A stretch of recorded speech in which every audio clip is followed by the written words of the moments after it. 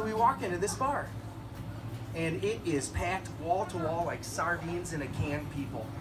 And we're sort of standing there, and they're having a session. And a session is people come in from the villages, essentially, and somebody will bring a fiddle, and somebody will bring a harmonica, and somebody will bring a guitar, and somebody will bring a flute, and they just play and dance and sing.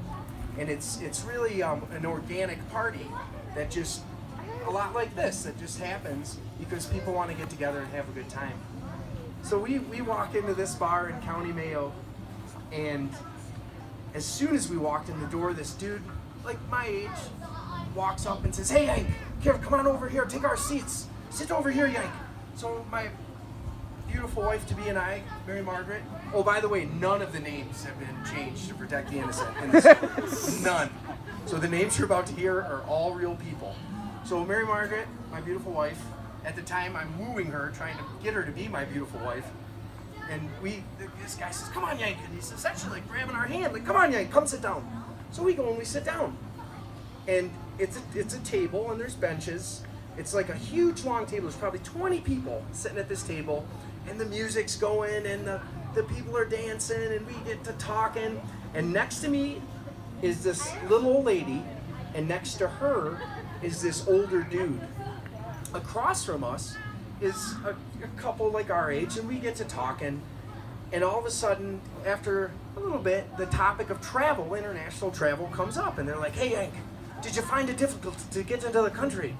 Like, "No, not really. You know, we walked in and showed them our passports, and they let us into your beautiful country, and you know, we're gonna make the most of it. And boy, you know, what a wonderful place." And the guy says, as serious as the day is long, he's like, "Well, I've been to America a couple of times, and they've harassed me at the border. They've harassed me in customs, and one time I had to stay in customs for 3 hours." Well, off the top of my head, not even thinking, I'm like, "Well, that's because all you Irish are terrorists."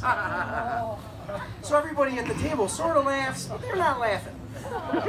So about 2 hours later, we've had the crack, right? We've had our pints, we've sang some songs, we did some dancing. This entire time, the little old lady who's sitting next to me is, "Oh, you're such a beautiful couple, Yank. Oh, you should get married, Yank." You know, in my mind, I'm thinking, that's what I'm trying to do here, lady. So we get the dude, though, the older dude who's with the lady, never says a word. Not a word the entire time. He's just sort of staring. So we get up to leave, and we make it to the door, and we go to open the door, and behind me comes these two dudes. And they wait for the door to close. So now we're on a street in Mayo. Two dudes, me, and my beautiful friend Mary Margaret Cretu. Now I'm from Detroit City, and there's not much that can shake me. But I'm in a foreign country and I don't have a gun.